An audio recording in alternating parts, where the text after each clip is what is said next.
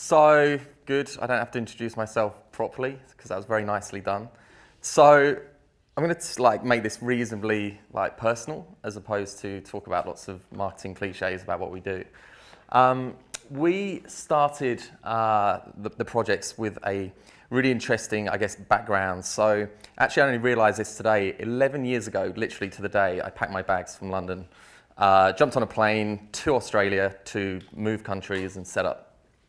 And I flew via LA and basically had a 2-week stopover. Day 2 of my LA experience, I sat at an ice hockey player whose name you might recognize, a guy called Wayne Gretzky, who very kindly had me and my sister over for a dinner, and I'm talking to him, and he's like, have you ever been to a hockey game? And I said, no. He said, would you like to? I'm like, sure. He's then basically kind of said, well, if you're free tomorrow, we're flying down. At the time, he was a co-owner and technical director of the Phoenix Coyotes hockey team. So I found myself flying down with him and his wife, Janet, and watched my first hockey game, sat next to Gretzky. So for me, growing up in the UK, hockey's not a big sport. Soccer, football is. And so I'm kind of like trying to get a bit of perspective on this whole scenario. I guess it's like going to watch basketball with Michael Jordan or going to watch a soccer game with Beckham. And I'm sat next to him, and I'm starting to appreciate his whole deal, because as soon as we got to the stadium, it's like mayhem. But sitting next to him and watching his whole vibe on this hockey game, and they were losing in the first section of the game, and he's basically just intent and very focused. He goes down and talks to the team at halftime, and he comes back up. The most humble, grounded individuals. And I came away from that going, okay, well, clearly that was a great way to watch my first hockey game. And then on top of that, what a just genuine human being who obviously has a huge amount of impact on a sporting code, but yet, he's human. And I think a big part of kind of what I want to talk about today is basically, and in the next 15 minutes, is keeping it, again, just anecdotal. I'm not going to profess to be the expert on everything around influence, but I want to talk to you about 6 things that I've learned about influence.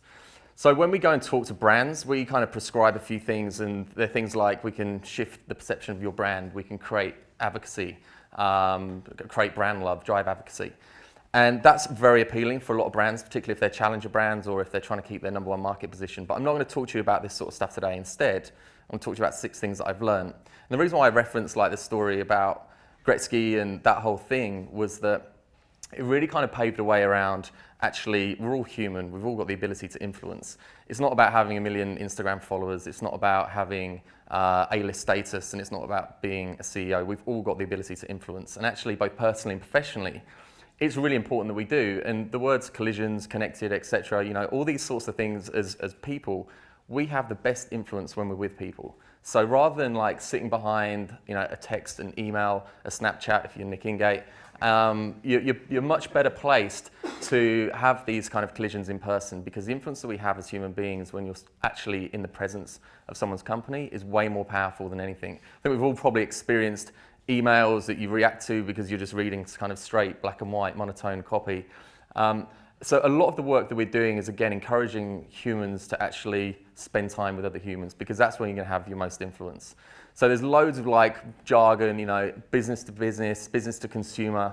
This is actually just about really kind of making an effort to spend as much time as you can with the people that you care about, both personally and professionally. And this leads into the second point as to this kind of, experience and what we're doing here downtown, is that even the stuff that you probably don't pick up on, the really kind of the nuances when it comes to influencing people is the way that we live our lives, it's the way that we talk to people, it's the way in which we engage on a one-to-one level. So I don't know if anyone's seen the movie The Untouchables. Anyone seen it? Great movie. If you haven't seen it, check it out. 2 things about this movie. The first thing is that this is about the influence of 2 people one-to-one. The guy on the left is a wealthy French businessman who's physically disabled from the neck down. So he needs a helper to lift him into bed, to wash him. He ends up kind of colliding with the guy on the right, who's basically a hustler from the mean streets of Paris. The 2 of them kind of have this amazing effect on each other, and it's actually a really, really magical story, and it's a true story, so check it out. The other thing, when I bring it back to, what we do, is this movie very nearly didn't get off the ground. Harvey Weinstein picked up on it, saw the magic, and really kind of elevated it.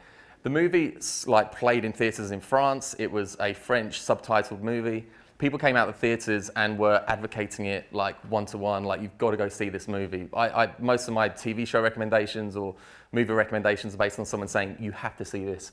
And what happened is that this movie then became such, I guess, currency in terms of theatres in France that it then launched in Germany, it then penetrated the UK, and off the back of that became a really successful global movie, purely through the power of people talking about it on a one-to-one level. The other key part to this is also, if you think about the people in your life, teammates, your family, your partner, your children, the people that you should be influencing first and foremost are those that are nearest and dearest, because essentially they're your team. You know, the people that you have around you are your team. And bringing it back to a work level, like if we don't have alignment in the projects who can clearly explain what we do, how we operate, what our brand values are, even how to spell our company name in lowercase with an asterisk at the end, that's kind of like fundamental stuff. And if your team aren't saying and doing what you want to communicate, then no one else is going to do it. The same exists from a personal level. You know, if you think about all the third-party conversations where someone might be asking your partner, so what does your husband or wife do, and they go off and on tangent and say something that's totally irrelevant from what you actually do from a fundamental point of view, which I'm sure happens a lot, and actually trying to explain a bit about what we do as a business definitely is the case. And I think that if you look at and kind of recontext the people around you, the messages that they can actually expel on your behalf is really important. And also, you want to be influencing your nearest and dearest so that they actually support what you do. And again, this can be your relationships, your family, or your colleagues. And you know, from the way, again, bring it back to the business, is the way in which you kind of talk about your brand and your company and the people that are around you. You know, and you know, you look at kind of some of the hilarity at Police Academy, and it's kind of like the opposite end of the spectrum. The other thing that we've kind of learned, and these are all kind of like relevant to anecdotes and examples that we've kind of covered from being an agency that influences people, you know, around the world, as well as kind of living in different countries and being around influential people. One thing you learn is that people are weird, and with that, it's kind of like a pretty interesting space, because one example is that we ran this influencer program for a big global brand, and for 6 months, someone wanted to join this program, and they were constantly emailing, phoning, I want to be part of this, and we had to be quite resolute in our position on this, and we didn't want them to kind of engage, because basically we had to remain, you know, with some integrity and some authenticity. And they got to the point where like, they're going to call the CEO of this big global company, and we're basically going, fucking annoying, but please, can you just relax a little bit? And essentially, what we ended up doing is declining it and said, you know what, do whatever you need to do, but we're going to stay true to this. So we had 6 months of like very venomous kind of conversations. And actually, when it comes to how you influence and the credibility of what you do, particularly from a business point of view, it's really important to maintain standards and not succumb to annoying, weird people. We did a campaign. This is Big Boy from Outkast, who, you know, kind of Grammy award-winning hip-hop artist, bit of a legend. He came to Australia and did a campaign for us, and great dude. His whole thing, and just keeping on the theme of weird, all he cared about were chicken wings. You know, that was the one thing that we had to make sure consistently were there. And it was really interesting, because you think kind of like big expectations, big riders, and yeah, there was some of that. But actually, when it came down to it, it's pretty easy sometimes to manage expectations and just make sure that certain weird and wonderful traits are catered for, quite literally. This is probably one of the most important points in terms of if you're, again, both personally and professionally, and you're trying to generate long-term advocacy, it has to be a two-way street. It's not about what, you know, I'm going to give you stuff and I want you to do X, Y, and Z. We actually want it to be a long-term, healthy relationship from everything that we do. And that applies to your personal relationships as well as your professional relationships, and certainly from a brand point of view. We don't want brands to just be out there kind of shouting and making lots of noise and then expecting people to do stuff, because that's very prescribed and it's very one-dimensional. So this is my business partner, Jack, who I don't know what that is in the picture, but I don't know, where was that picture taken? Okay. So there's an airline called Qantas out of Australia, and basically Jack is an incredibly loyal, frequent flyer of Qantas, and whilst they might not provide the cheapest flights, which our business often has to pay for, he also gets incredible service. So whilst he is very loyal to Qantas, he also gets a lot of benefits back from them in terms of what they give from a long-term perspective. So it's not this one-off transaction where they're like, hey Jack, have a free flight. It's more like, okay, well, how can we create a long-term relationship? And I think kind of like frequent flyers, rewards programs, all those sorts of things, you know, like they're really important to keep that long-term influence. And I think that, again, it's not what you can do for me, it's what we can do for each other. It's a two-way street. And that applies, again, to personal relationships, professional relationships, etc. So this is kind of like the sixth point and kind of final point. And I guess part of the rationale around this is, again, shaping and thinking about our communications and what we have with everyone that's in our life and in our close sphere of influence, who will then help influence bigger spheres. But again, personalization, today's world, there's so much noise, there's so many like media channels, there's so much kind of like, I guess, social media presence that exists, that actually the simple things, and I'm a massive like advocate of like simplicity and human communication. Personalizing stuff is really kind of important, and that's whether that's like writing a letter or kind of creating something that is not just a big blanket email, and bringing it back to this downtown experience which we're helping curate with Catalyst Creative. When it came to inviting everyone, we had to take a personalized approach. We couldn't just send out an invite saying, hey, we're doing this thing in Vegas and here's the invite and hopefully you can make it, because people's perception of coming to Vegas is very different to what this experience is. It's not the Strip. We're not kind of like popping bottles all night. This is about kind of a bit more of an enriching, immersive experience.